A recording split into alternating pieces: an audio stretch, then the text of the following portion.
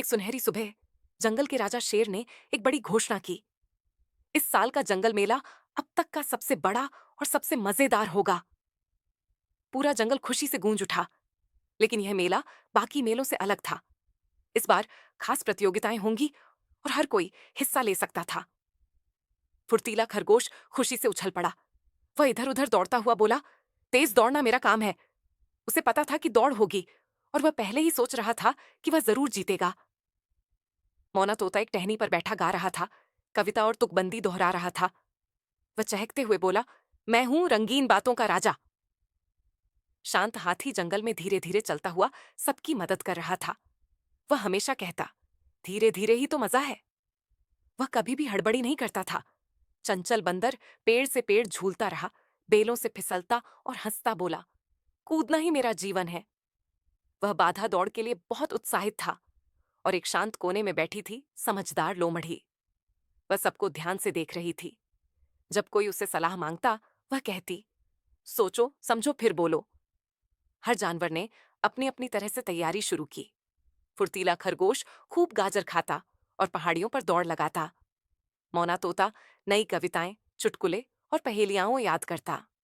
वह बोलता, मीठी बातों से जीत पक्की होती है।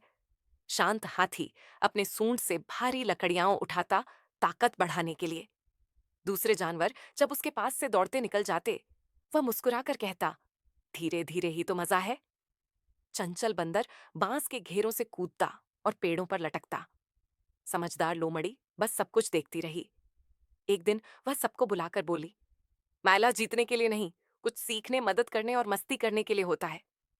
और उसने सबको फिर याद दिलाया, सोचो समझो फिर बोलो। सबने सिर हिलाकर उसकी बात मानी। अंत में मेला वाला दिन आ गया। पूरा जंगल रंग बिरंगे झंडों से सज चुका था। फलों की दुकानों और खेलों से चारों ओर हंसी खुशी छाई थी। फुर्तीला खरगोश और चंचल बंदर दौड़ की लाइन पर खड़े थे। सीटी बजते ही खरगोश चिल्लाता हुआ दौड़ पड़ा, तेज दौड़ना मेरा काम है।